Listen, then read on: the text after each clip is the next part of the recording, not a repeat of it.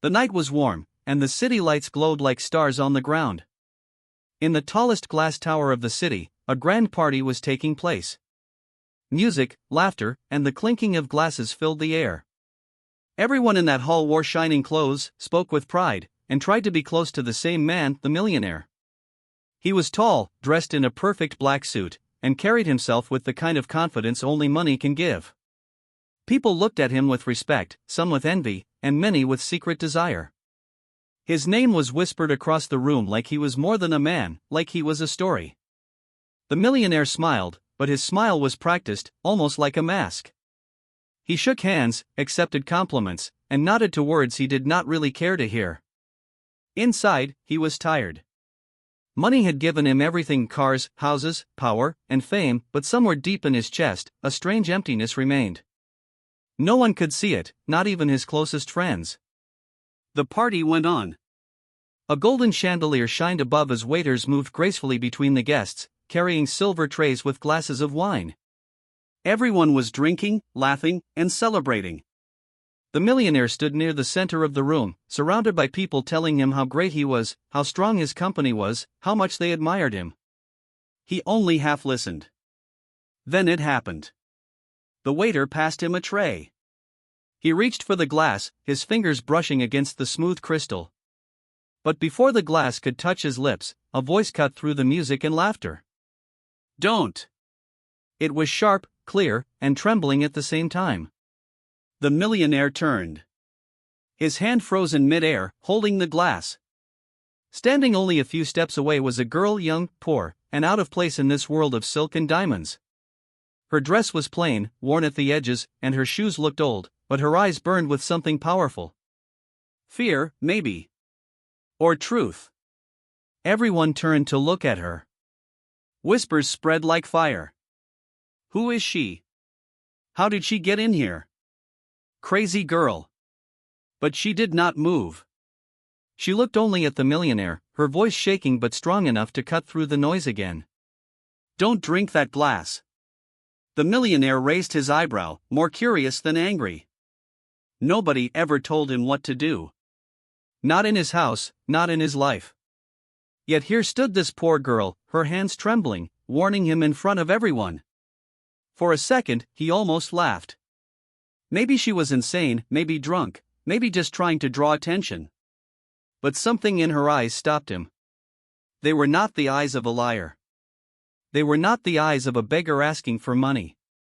They were the eyes of someone who had seen something she should not have seen. Why? His voice was calm but heavy. The room waited. Everyone wanted to see what would happen next. The music had stopped. The lights felt brighter. Time itself seemed to hold its breath. The girl swallowed hard, her face pale, her hands clutched tight against her chest. "Please," she whispered, though her voice carried to everyone. "Don't drink it. It's not safe." A ripple of laughter moved through the guests. Some shook their heads, others smirked. "Ridiculous," one man muttered. A woman in diamonds sneered, "She's just trying to cause a scene." But the millionaire did not laugh. His hand lowered slowly, the glass still full. He could not explain it, but his heart felt heavier with each second he looked at her. She was nobody. A poor girl who did not belong in this place. Yet her warning felt real. Her fear was real. And for the first time in a long time, the millionaire hesitated. The glass of wine stayed untouched in his hand. The party tried to move on, but whispers did not stop. The girl stood still, her chest rising and falling fast, as if she had done something impossible. She knew people would laugh. She knew they would mock her. But she did not care. She had said what she came to say. The millionaire's eyes narrowed.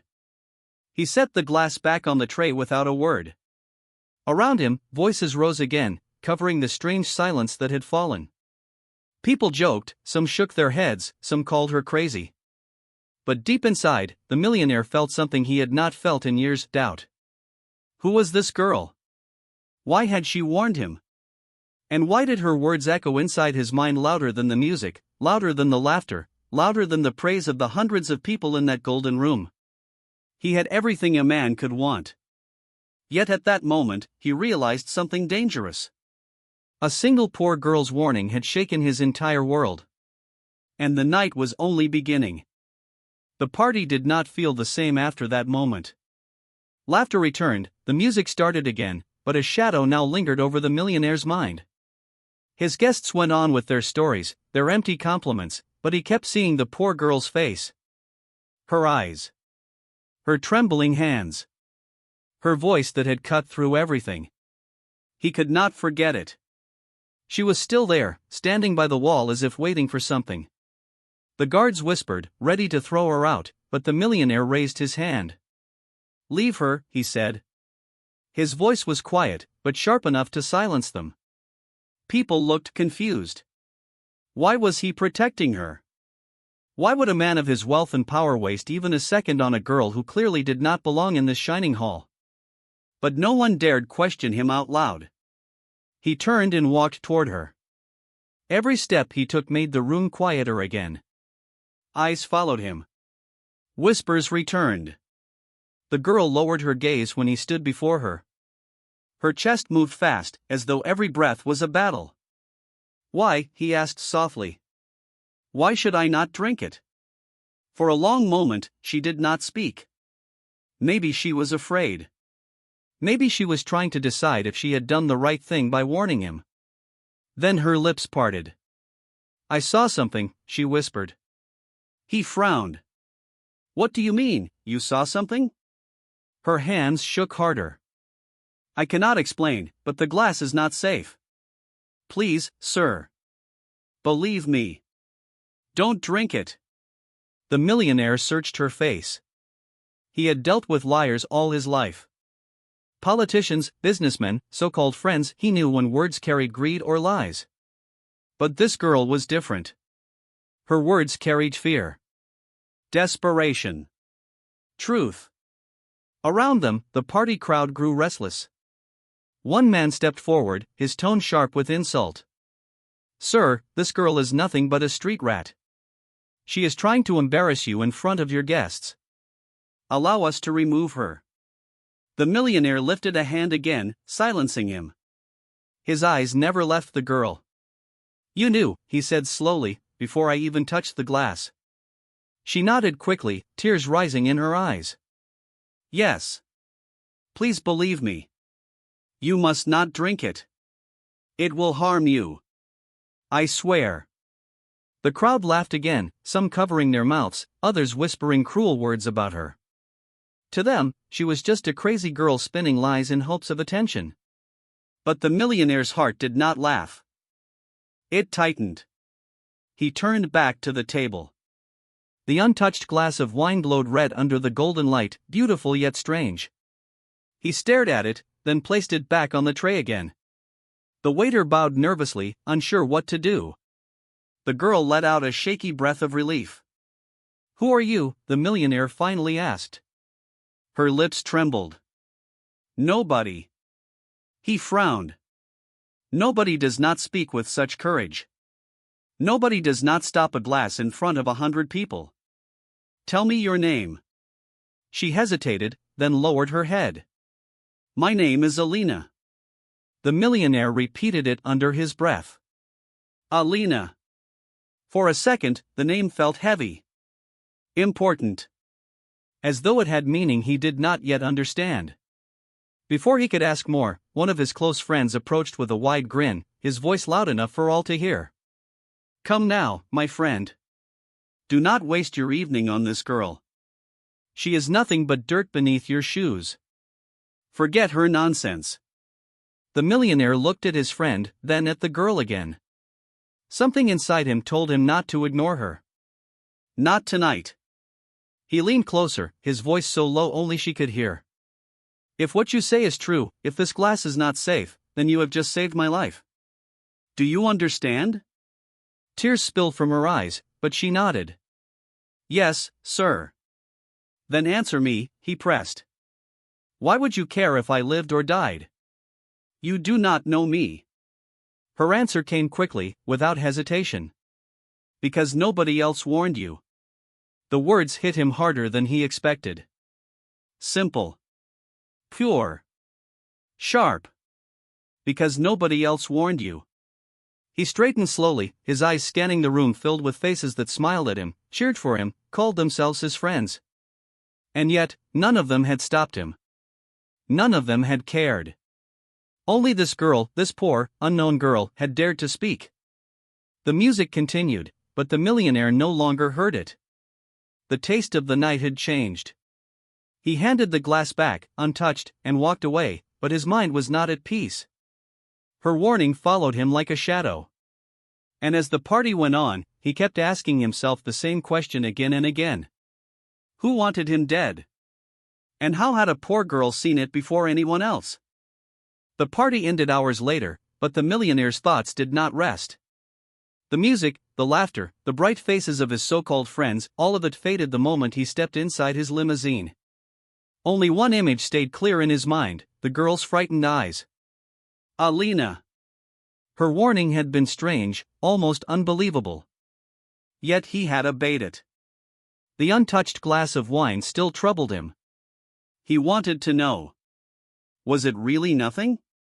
Or had she seen something nobody else could? The car rolled through the city, but he hardly noticed the lights flashing by. At last, he spoke to the driver. Send that glass to the lab tonight. I want it tested. The driver blinked in the mirror. Sir? You heard me. Take it from the waiter. Quietly. No one should know. Yes, sir. The millionaire leaned back in his seat, his jaw tight. If the girl was wrong, she was just a foolish child who had embarrassed him. But if she was right, if that glass was truly poisoned, then his world was far more dangerous than he had believed. The results came the next morning. He sat in his office, a vast room of glass walls and shining steel, the skyline stretching behind him. A trusted doctor laid the report on his desk. It was laced, the doctor said quietly. A slow poison. Invisible in taste and color. Within minutes, it would have damaged your body beyond repair. You would not have survived. The millionaire's hand froze on the report. For a moment, silence swallowed the room. He looked at the paper again and again, as if reading it twice would change the words. But the truth was clear. The girl had saved his life. His chest tightened. His fingers curled into fists. Anger burned hotter than fear. Someone had tried to kill him. Someone inside his glittering world had raised a hand against him, hoping to bury him under the weight of false smiles and golden wine. His thoughts spun like a storm. Who could it be? He had enemies, yes, but most were far away, too weak to touch him. This attack came from near. Too near. A business rival? A friend who laughed too loudly? A family member who smiled too easily? He rose from his chair, pacing the wide office floor. The city outside looked smaller than ever, fragile beneath the weight of his anger. The girl had seen it. But how? He remembered her voice trembling, her warning so sharp. She had not guessed, she had known. That truth was heavy. More than the poison itself, her knowledge unsettled him. He pressed a button on his desk. A man entered quickly, his head of security, sharp-eyed and loyal. Find her, the millionaire ordered. Who, sir? The girl from last night. Her name is Alina. Bring her to me. The guard nodded without question and left at once. The day dragged on, filled with meetings and deals, but his mind was elsewhere. He saw contracts, numbers, faces, but behind them all was the memory of that glass, that girl. Every handshake felt like a mask. Every smile felt sharp. By evening, his guard returned. We found her, he said. She lives on the south side. The poor district. She works small jobs, nothing steady. Barely surviving. The millionaire's jaw tightened. Riches beyond measure filled his own life, yet this girl who had saved him lived in shadows and hunger. Bring her to me, he said again. That night, Alina stood in his office. Her plain dress looked even smaller against the polished glass and steel around her. She kept her hands close to her chest, her eyes lowered, as though she feared she did not belong. "You were right," the millionaire said at last. His voice was steady, but his eyes burned. "The glass was poisoned. You saved me." She looked up, shock flashing across her face. For a moment, her lips trembled as though she might cry. But she only whispered, "I told you." "Yes," he said. He stepped closer, his gaze heavy. "But now you will tell me how you knew." The room was silent.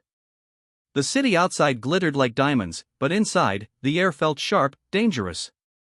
Alina's hands shook. Her eyes darted away. "I heard things," she said softly.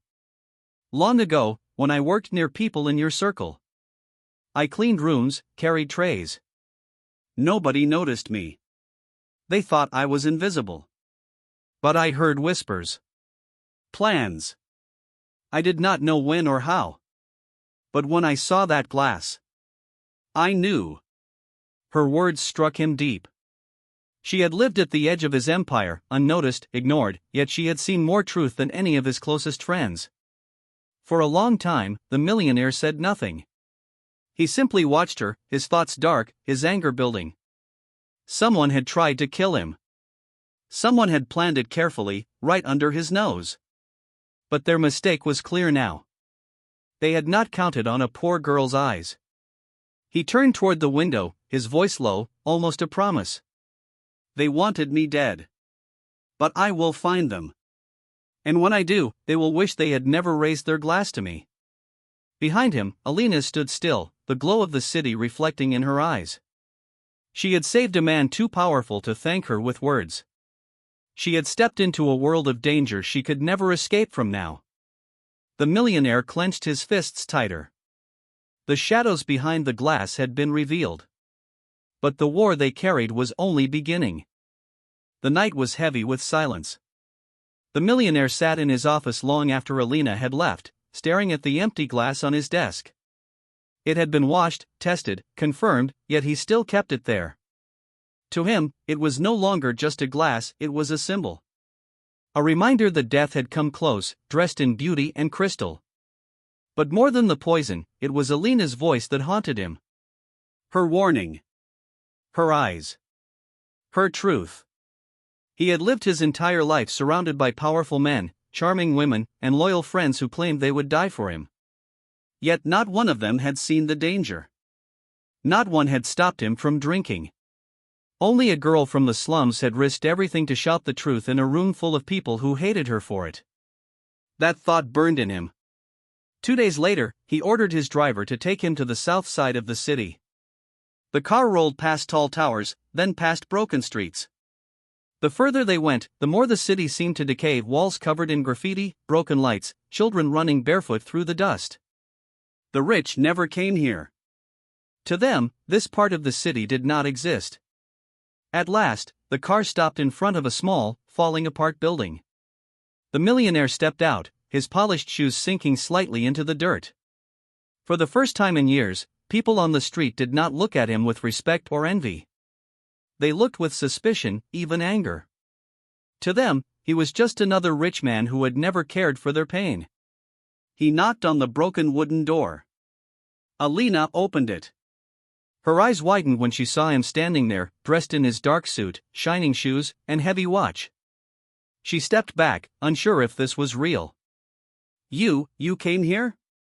"Yes," he said simply. The room behind her was small, barely large enough for one bed and a table. The walls were cracked, and the air smelled of damp wood. A little boy sat in the corner, no older than 6, playing with a broken toy car. He looked up, startled by the sight of a stranger. "My brother," Alina said quickly, almost ashamed. "Don't be afraid. He's harmless." The millionaire's eyes softened for a moment. Then he looked back at her. "You saved me, Alina. Now I want the truth. Why? Why would you risk everything for me?" Her lips trembled. For a moment, she said nothing. Then she took a slow breath. "I told you," she whispered. I used to work near your people. Not for long. I was a cleaner in a hotel where your business partners stayed. They spoke freely in front of me, thinking I was invisible. I heard things, plans, dark things. They said you had too much power, too many enemies. That one day soon, you would drink something that would end you. Her hands tightened against her chest. I was scared. I wanted to forget it. But when I saw you reach for that glass at the party, I knew. I just knew it was the moment. The millionaire's jaw tightened.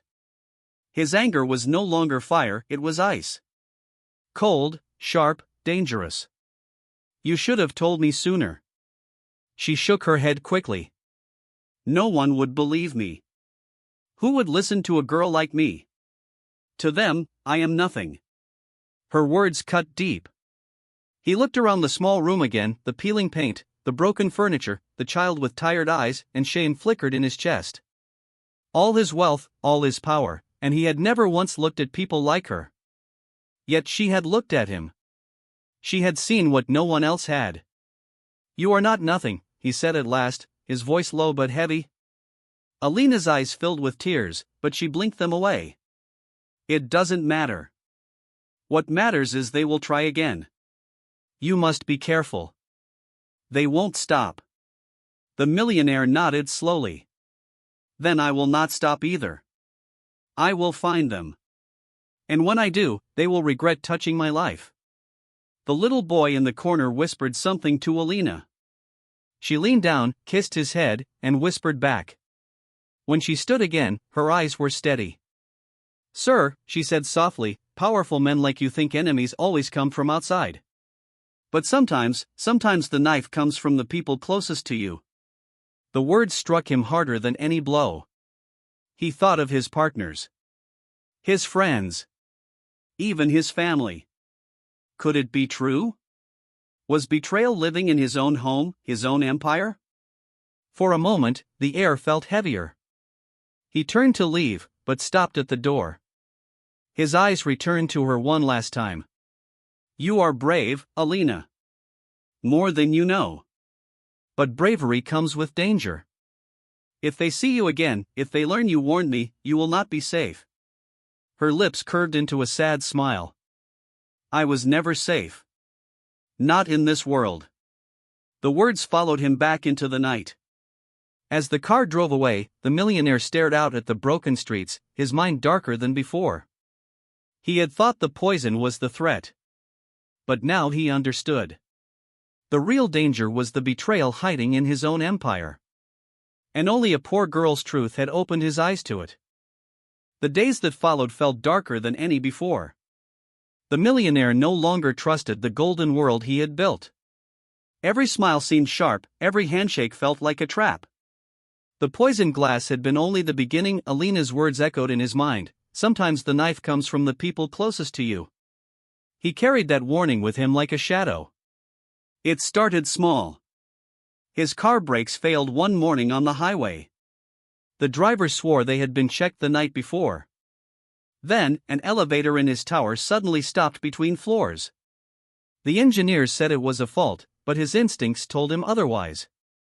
2 days later, a chandelier crashed in his private dining room minutes before he entered. Accidents. That's what people called them. But he knew better. These were not accidents. These were attacks. Each time, he thought of the girl's trembling voice.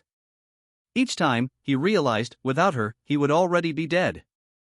One night, he called Alina to his mansion. She stood nervously in the shining hall, her plain clothes out of place among the marble floors and glowing chandeliers. But her eyes were steady. You saved me once, he said, his voice low. And maybe more times than I know. I need the truth again. Who is behind this? Who wants me gone? Alina shook her head. I don't know names. I only know whispers. But I can tell you this, whoever it is, they are close. They know your steps. They know your habits. That means they are inside your circle. The words chilled him. His circle was small, trusted men and women who had shared his table for years. Could one of them be the snake? He poured himself water, then stopped, staring at the glass in his hand. Slowly, he set it back down. Trust had left his life. Alina's voice broke the silence. You cannot fight this alone. They want you blind. They want you gone. But I see things differently. I see the world from the cracks. He looked at her. She was poor, powerless, yet somehow she had seen more than any of his advisors. He realized he trusted her more than the friends who had grown rich from his empire. Then you will help me, he said. It was not a question. Alina swallowed, fear flickering in her eyes, but she nodded. I will try. That night, they searched together. She showed him where she had once worked, the hotel where she had overheard whispers.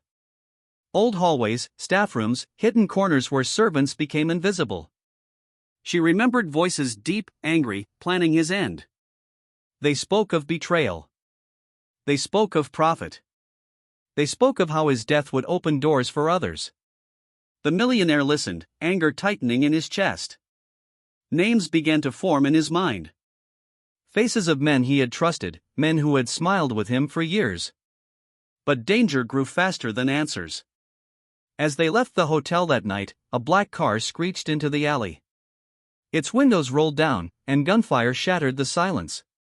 Down, the millionaire shouted, pulling Alina to the ground. Bullets tore into the brick walls above them, sparks flying from metal pipes. His guards rushed forward, returning fire. Tires screeched, the black car sped away into the night. When silence fell again, the air smelled of smoke and fear. Alina's hands shook, her face pale, but she was alive.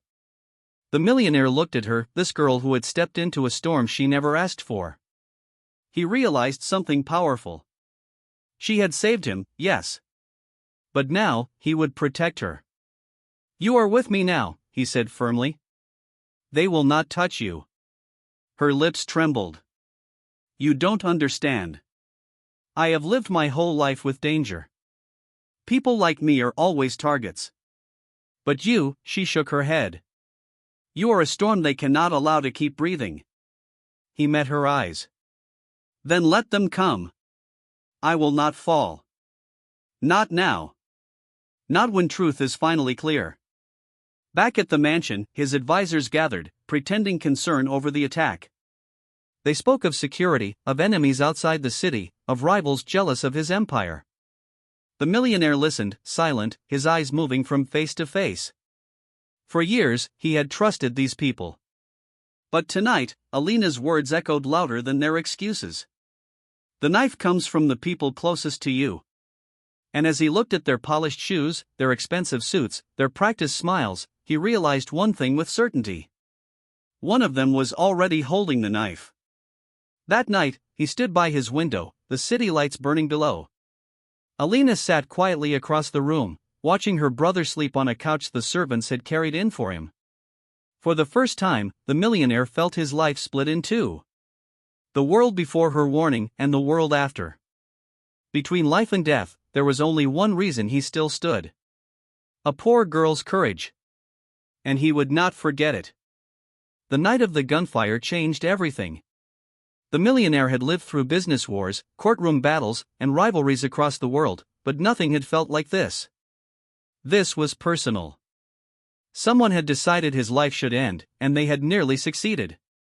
But now, he was no longer afraid. He was angry. And his anger carried weight. The next evening, he called his closest advisors to a private dinner at his mansion. The long table glowed with silver and glass. Expensive wines stood ready. But he did not drink. He only watched. Each face around the table smiled at him, each voice offered loyalty and concern. Yet every word tasted like poison to him. He remembered Alina's warning, sometimes the knife comes from the people closest to you. So he waited. He listened. He studied. Alina sat quietly in the shadows of the room. She did not belong in this golden hall, but she was the only one he trusted to watch with him. Her eyes followed every movement, sharp and silent. Then it happened. A careless sentence, spoken by a man who had been with him for years. "You should rest, sir," the man said. His voice was smooth, but his smile was too thin. "You have worked hard enough. Perhaps it is time to step down, let others lead." The room went quiet. The millionaire's eyes narrowed. For a moment, the man seemed to realize his mistake, but it was too late. The knife had shown itself. The guards dragged the traitor forward.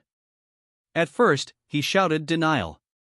Then, when the evidence came, bank transfers, secret messages, proof gathered by men loyal only to the millionaire, his mask cracked.